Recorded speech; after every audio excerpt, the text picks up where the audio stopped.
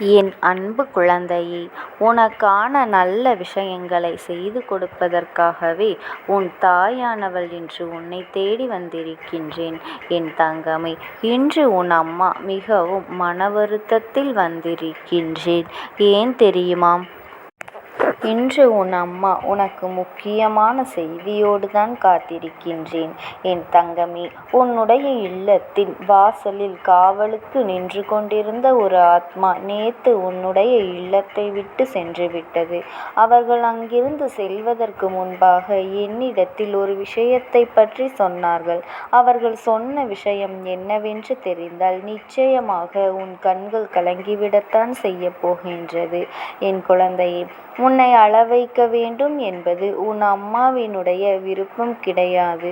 உன்னை சுற்றி நடக்கின்ற விஷயங்கள் என்னவென்று தெரிந்து கொள்ள வேண்டும் என்பதற்காக உன்னிடத்தில் நான் வந்திருக்கின்றேன்.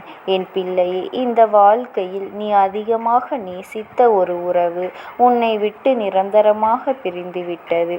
உனக்கு இப்பொழுதும் கூட ஒரு சந்தேகம் வரலாம். அம்மா தெய்வம் தானே காவலாக நின்று கொண்டிருப்பார்கள். ஆத்மா எப்படி என்னுடைய இல்லத்திற்குள் காவலாக நின்றிருக்கின்றது என்று நினைக்கலாம். என் பிள்ளையே, அவரின் மீது நீ அளவிற்கு கடந்து அன்பு வைத்திருந்தாய். நீ வைத்திருந்த அன்பின் பலனாகத்தான் உடலை விட்டு பிரியும் ஆத்மாவானது பின்பும் இந்த உலகத்தை விட்டு நிரந்தரமாக சென்ற பிறகும் கூட உன் மீது அதிகமாக அன்பு வைத்திருந்ததனால் இங்கிருந்து செல்ல முடியாமல் உன்னுடைய இல்லத்தை சுற்றி சுற்றி வந்து கொண்டிருக்கின்றார்கள். அதற்கு இன்னொரு காரணம் இருக்கின்றது. அவர்களை பற்றி நீங்கள் அனைவரும் அதிகமாக நினைத்து அழுது கொண்டிருப்பதும் தான் அதற்கு முக்கிய காரணம். அதனால் அவர்கள் உன்னுடைய அழுகையை தாங்கிக் கொள்ள முடியாமலும் இங்கிருந்து செல்ல முடியாமலும் தவித்து கொண்டிருந்ததோடு அவர்களின் ஆத்மா சாந்தி அடையாமல் உன்னுடைய இல்லத்தை சுற்றி சுற்றி வந்து கொண்டிருக்கின்றது. உனக்கு பாதுகாவலாக என் பிள்ளையே, அவர்கள் மிகவும் மனவேதனையோடு இருக்கின்றார்கள். உனக்கு அது தெரியாது அல்லவா? சில நேரங்களில் உனக்கே அவர்கள் உயிரோடு இருப்பதாக உணர்ந்திருப்பாய் அல்லவா? என் குழந்தையே, அப்படி தோன்றிய சில உணர்வுகளினால் உனக்கே அது மிகவும் அருகில் இருப்பது போல ஒரு உணர்வு வந்து இருக்கும். என் குழந்தையே, இப்படி சில விஷயங்கள் உனக்கு நிச்சயமாக ஏதோ ஒரு பதற்றத்தை ஏற்படுத்தி இருக்கும். அதற்கு காரணம் இந்த ஆத்மாதான் உன்னுடைய இல்லத்தை விட்டு சென்றது. ஏன் தெரியுமா? இந்த அம்மா உன் இல்லத்தை நோக்கி வரும்பொழுது அந்த ஆத்மா நின்றதனை நான் கண்டு கொண்டேன். அந்த ஆத்மாவிடம் நான் சென்று பேசிய பொழுதுதான் நான் புரிந்து கொண்டேன் அவர்கள் யார் என்பதும் எதற்காக நிற்கின்றார்கள் என்பதும். அவர்கள் என்னிடத்தில் சொன்ன விஷயம் மிக மிக ஆத்மார்த்தமானது. என் தங்க பிள்ளையே, உன்னுடைய கண்ணீரை கண்டு மனம் வருந்தி இங்கிருந்து செல்ல முடியாமல் தவித்து கொண்டு இருப்பதாகவும், என்னுடைய உலகம் இது அல்ல, ஆனால் என்னால் அங்கு செல்ல முடியவில்லை, என் அம்மாவே இவர்களுக்காக இங்கேயே நின்று கொண்டிருக்கின்றேன் என்று சொல்லி அழுதது. அது மட்டுமல்லாமல் அவர்களின் வேதனையை மொத்தமாக கொட்டி தீர்த்தார்கள். நான் இவர்களை விட்டு எவ்வளவு சீக்கிரமாக பிரிந்து செல்வேன் என்று ஒரு நாளும் நினைக்கவில்லை. என்னுடைய வாழ்க்கை இப்பொழுதுதான் நல்லபடியாக சென்று கொண்டிருந்தது. அதற்குள்ளாகவே இந்த வாழ்க்கை எனக்கு முடிந்துவிட்டது. என்னால் இதனை ஏற்றுக்கொள்ள முடியவில்லை. என் அம்மா, இருந்தாலும் இதுதான் உண்மை. ஆனால் என் குடும்பம் இதிலிருந்து மீண்டு வர வேண்டும் தாயே. இதை நினைத்து கொண்டிருந்ததால் என்னுடைய உலகத்தில் என்னால் நிம்மதியாக எப்படி இருக்க முடியும்? நான் இந்த சூழ்நிலையை கடந்து எனக்கு இருக்கின்ற உலகத்திற்கு சென்று சேர வேண்டும். என் விதியை என்னால் மாற்ற முடியாதே. எனவே அதை நோக்கித்தான் இப்பொழுது நான் பயணம் செய்து கொண்டிருக்கின்றேன். இவர்களுடைய மனநிலையை மாற்ற மாற்ற வேண்டும். இவர்களுக்குள் இருக்கின்ற என்னை பற்றிய சிந்தனையை முதலில் அகற்ற வேண்டும். அதற்காக என்னை மறந்துவிட வேண்டும் என்று நான் சொல்லவில்லை. என்னை நினைப்பதையும் நான் அருகில் இருக்க வேண்டும் என்று எண்ணி அழுவதையும் நிறுத்திவிட்டால் போதும். என் தாயே, இவ்வாறு இவர்கள் இப்படி எந்நேரமும் என்னையே நினைத்து கொண்டிருப்பதால் அவர்கள் மனம் மிகவும் வேதனைப்பட்டு கொண்டிருக்கின்றது. அதை என்னால் சிறிதளவும் கூட தாங்கிக் கொள்ள முடியவில்லை. எனக்கு மிகவும் மனவேதனையாக உள்ளது. என் தாயே, இவர்கள் என்னை அதிகமாக நினைத்து கொண்டு இருந்தால் நான் இருக்க வேண்டிய இடத்தில் நிம்மதியாக என்னால் இருக்க முடியவில்லை. எனக்கு இந்த வாழ்க்கையை நிச்சயம் பிடித்திருந்தாலும் யதார்த்தம் என்னவென்று நான் புரிந்து கொண்டேன். இங்கிருந்து நான் செல்ல வேண்டிய கட்டாயம் எனக்கு வந்துவிட்டது. எல்லோருமே இந்த பூமியில் நிரந்தரமாக இருக்கப் போவது இல்லை என்று எனக்கு புரிந்துவிட்டது. எனக்காக அழுது கொண்டிருப்பவர்கள் நாளையோ நாளை மறுநாளோ அடுத்த நாளோ அல்லது இன்னும் சில நாட்கள் கழித்தோ அவர்களும் இங்கிருந்து பிரிந்து செல்ல வேண்டியது கட்டாயம் என்பதனை நான் புரிந்து கொண்டேன்.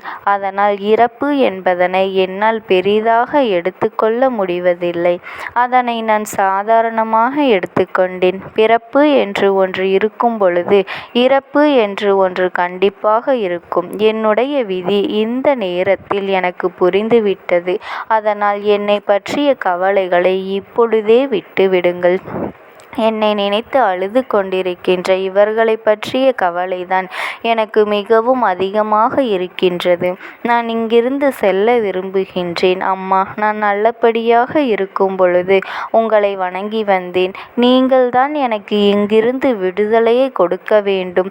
நான் இங்கிருந்து என்னை எனக்கான இடத்தில் சென்று சேர வேண்டும். ஆனாலும் இவர்களை விட்டு செல்வதற்கு என்னால் முடிவதில்லை. சில துரோகிகளும் வஞ்சனை செய்பவர்களும் நல்லவர்களைப் போல நடிக்கும் சில மனிதர்களும் சுற்றி இருக்கின்றார்களே. நான் இருக்கும் பொழுது அத்தனை பேரையும் என்னால் இவர்கள் இப்படிப்பட்டவர்களா என்று கண்டுபிடிக்க முடியவில்லை. என் குடும்பம் தனியே இருக்கக்கூடிய நிலையில் இவர்களால் எப்படி இந்த கேடுகெட்ட மனிதர்களையெல்லாம் சமாளிக்கப் போகின்றார்கள் என்று நினைக்கும் பொழுதே என் மனதில் சற்று பதட்டம் ஏற்படுகின்றது. அதனால் என் அம்மா, இந்த பொறுப்பை நான் உங்களிடத்தில் கொடுத்துவிட்டு செல்கின்றேன்.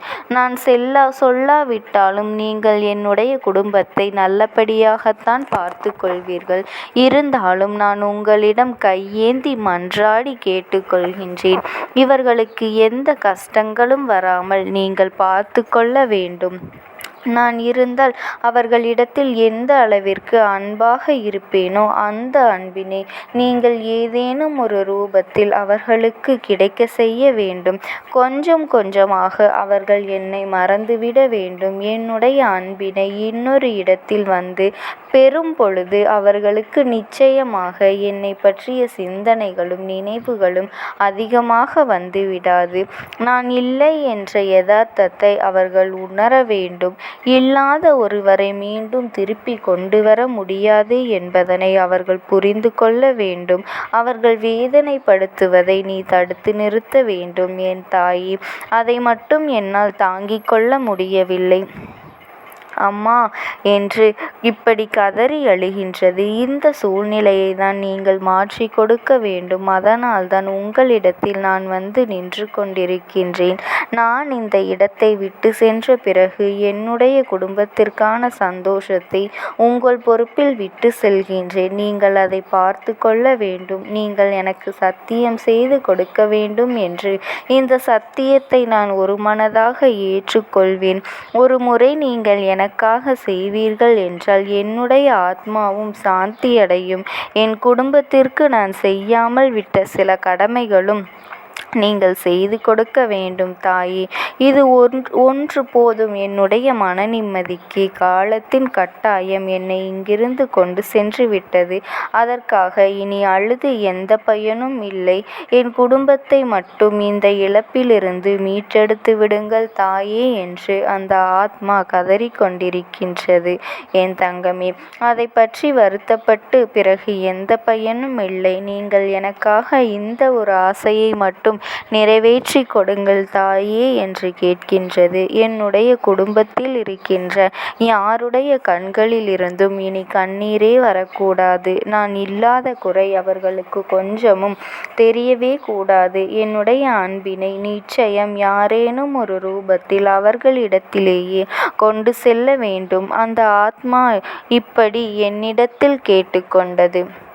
என் அன்பு குழந்தையே, அவரின் மனம் உன்னை விட்டு பிரிந்து சென்றிருந்தாலும், அவரின் உயிர் உன்னை விட்டு பிரிந்து சென்றிருந்தாலும், அவரின் மனம் நிச்சயம் உன்னை தேடிக்கொண்டுதான் இருக்கின்றது. நீ அவருக்காகவாவது எந்த ஒரு கஷ்டத்தையும் அனுபவிக்காமல், இனி மனவேதனை படாமல் நீ சந்தோஷமாக வாழ வேண்டும்.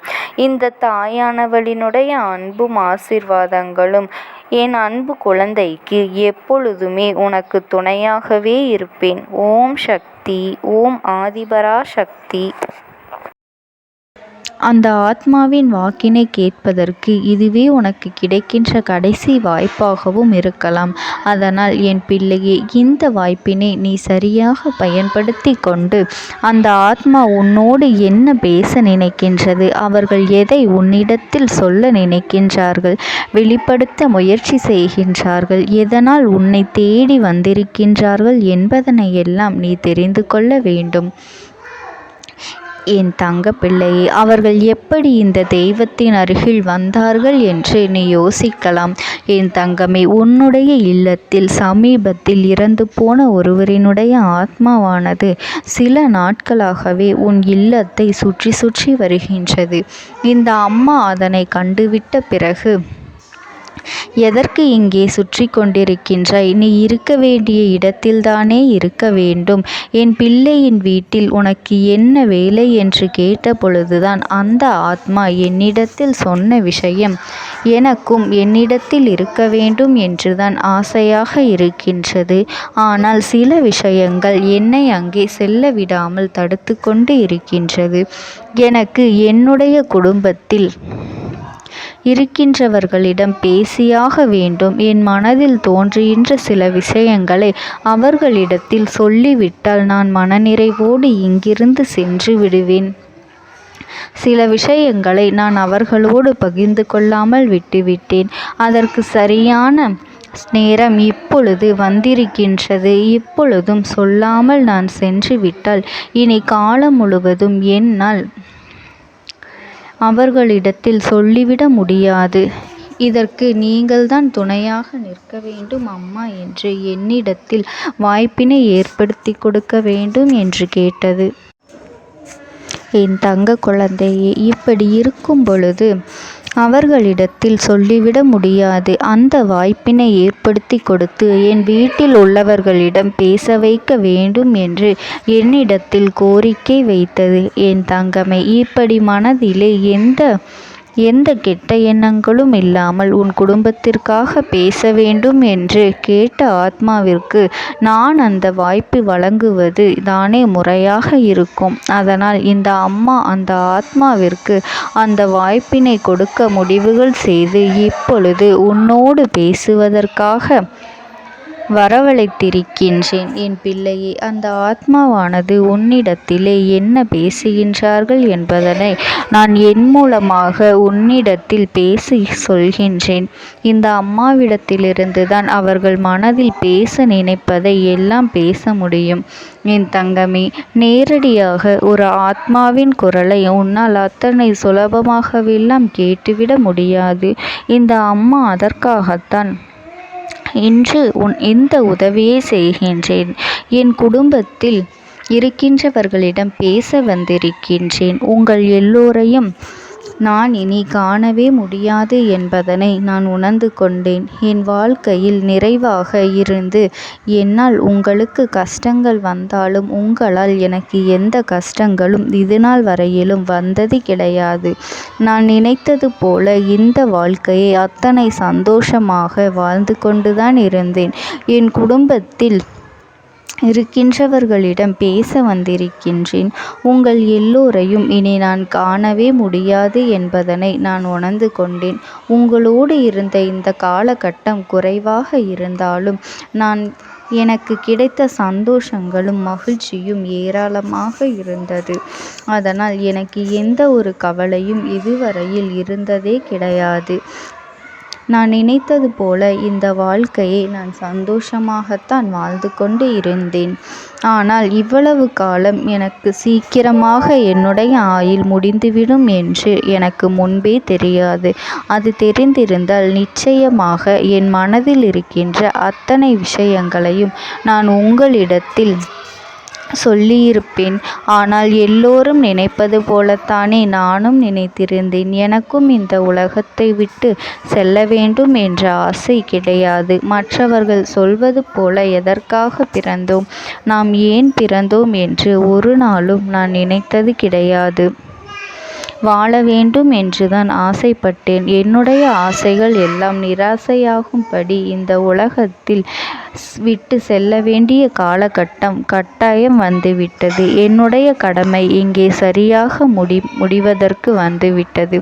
இன்று நான் உங்களோடு பேச வந்ததற்கு முக்கியமான காரணம், சில விஷயங்களை எல்லாம் உங்களோடு சொல்லாமல் விட்டுவிட்டேன். எப்படி நடக்கும் என்று தெரியாமல் நான் சில விஷயங்களை செய்தும் முடித்துவிட்டேன். அதற்காக உங்களிடத்தில் நான் மன்னிப்பு கேட்டுக்கொள்கின்றேன். இதை உங்களிடத்தில் பகிர்ந்து கொள்ள வேண்டும் என்றுதான் இன்று நான் வந்திருக்கின்றேன். உங்களை நான் மனதார வணங்குகின்றேன். இந்த வாய்ப்பினை நான் சரியாக பயன்படுத்தி கொள்ள விரும்புகின்றேன். அதனால்தான் என் மனதில் இருக்கின்ற விஷயங்கள் எல்லாம் நான் சொல்லிவிடுகின்றேன். சிறிது நேரம் அமைதியாக அமர்ந்து என்னுடைய வார்த்தைகளை கேட்டாலே போதும். என்னுடைய அன்பினை புரிந்து கொண்டு அதுவே எனக்கு போதும். நான் நிச்சயமாக இங்கிருந்து நல்லபடியாக சென்று விடுவேன். இன்று உங்களோடு பேச வந்ததற்கு ஒரு முக்கியமான காரணம், நான் சில விஷயங்களை சொல்லாமல் விட்டுவிட்டேன். இப்படி நடக்கும் என்று எனக்கு ஒரு நாளும் தெரியாமல் சில விஷயங்களை செய்துவிட்டேன். அதை உங்களிடத்தில் பகிர்ந்து கொள்ளத்தான் வந்திருக்கின்றேன். என் மனதில் நினைக்கின்ற விஷயம் என்ன தெரியுமா? நான் உங்களை நன்றாக பார்த்து கொள்ள வேண்டும். உங்களின் ஆசைகளை எல்லாம் நிறைவேற்றி கொடுக்க வேண்டும். உங்கள் வாழ்க்கையில் நடத்தி கொடுக்க முடியாமல் போனாலும் இனிமேல் அதையெல்லாம் நடத்தி கொடுக்க வேண்டும் என்று ஆசைப்பட்டு என்னால் ஆன முயற்சிகளை எல்லாமே செய்து கொண்டிருந்தேன். ஆனால் முழுமையான பலன்களை கொடுப்பதற்கு முன்பாகவே இது போன்று நடந்துவிட்டது. அதனால் நான் ஏதேனும் குற்றம் குறைகள் செய்திருந்தாலும், ஏதேனும் உங்களுக்கு மனதிற்குள் கஷ்டத்தை தந்திருந்தாலும் என்னை மன்னித்து விடுங்கள். நான் எப்பொழுதும் உங்கள் மீது உண்மையான அன்பினைத்தான் வைத்து கொண்டிருக்கின்றேன். நான் ஒரு நாளும் மனதில் ஒன்றும் வெளியில் ஒன்றுமாக ஒரு நாளும் நான் நடந்து கொண்டது இல்லை. அதனால் என்னவோ என்னுடைய குணங்கள் சிலருக்கு இங்கே பிடிப்பதே இல்லை. எதுவாக இருந்தாலும் என்னோடு இருக்கின்ற என் குடும்பத்திற்கு தெரியும் அல்லவா நான் யார், என்னுடைய அன்பு எப்படிப்பட்டது என்று.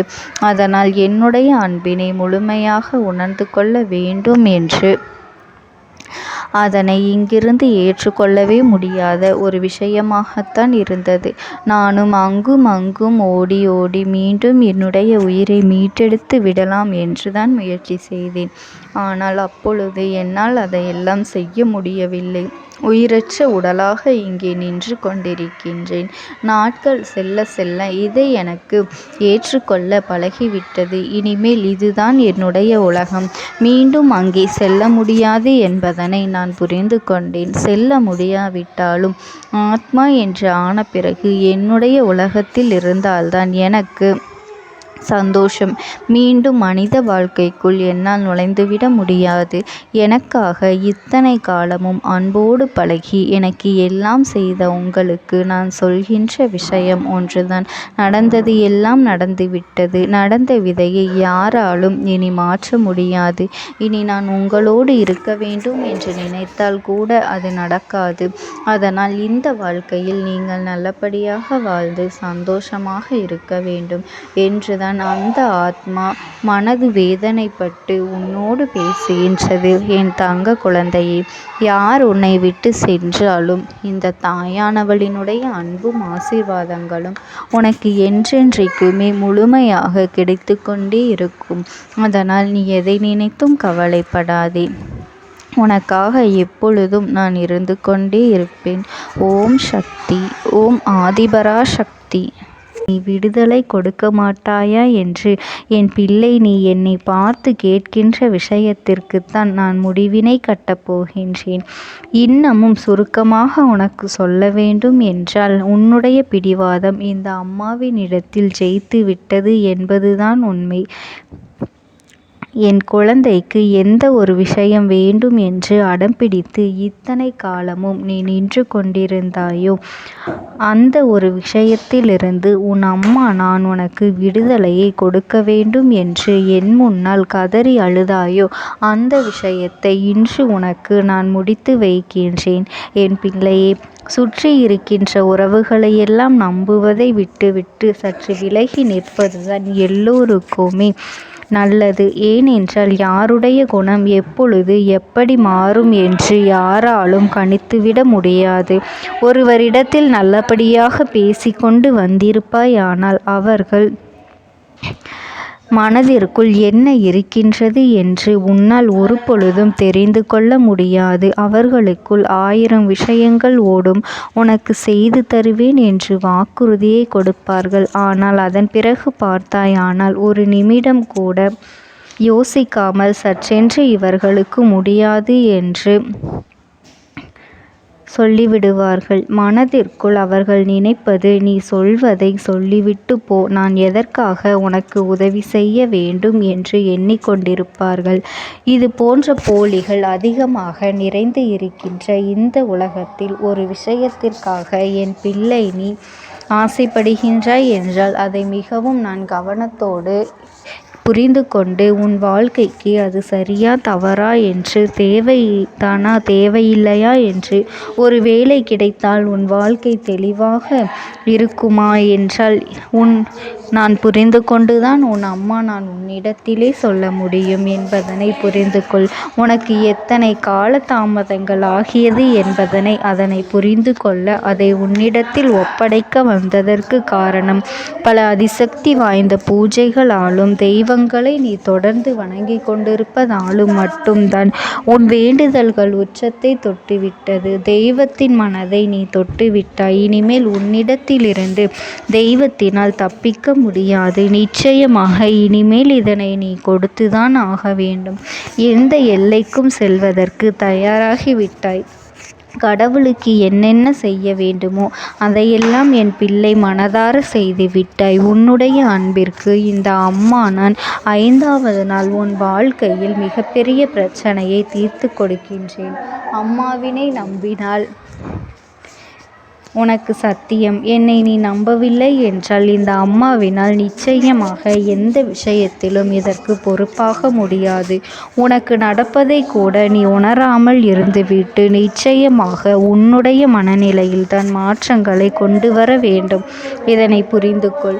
ஒரு முறை அல்ல, பல முறை இதை நான் சொல்லியிருக்கின்றேன். வாழ்க்கையில் தெய்வத்தினுடைய சக்தி வந்துவிட்டது என்றால் உனக்கு பல நல்ல விஷயங்கள் செய்வதற்கு முயற்சிகளையும் செய்து கொடுத்தது. ஆனால் என் பிள்ளை நீ உன் மனதிற்குள் வைத்திருக்கின்ற தேவையற்ற எண்ணங்களால் அதை தொலைத்து விட்டாய். ஒரு பொழுதும் நீ தொலைக்கவும் மாட்டாய். தொலைக்க இருக்கவும் கூடாது. ஏனென்றால் உன்னோடு இருப்பது இந்த அம்மாவாகிய நான். உன் வாழ்க்கையில் நல்லதை செய்து கொடுப்பது உன் அம்மா நான். உனக்காக இந்த வாழ்க்கையில் எந்த எல்லைக்கும் செல்ல தயாராக இருக்கின்றேன்.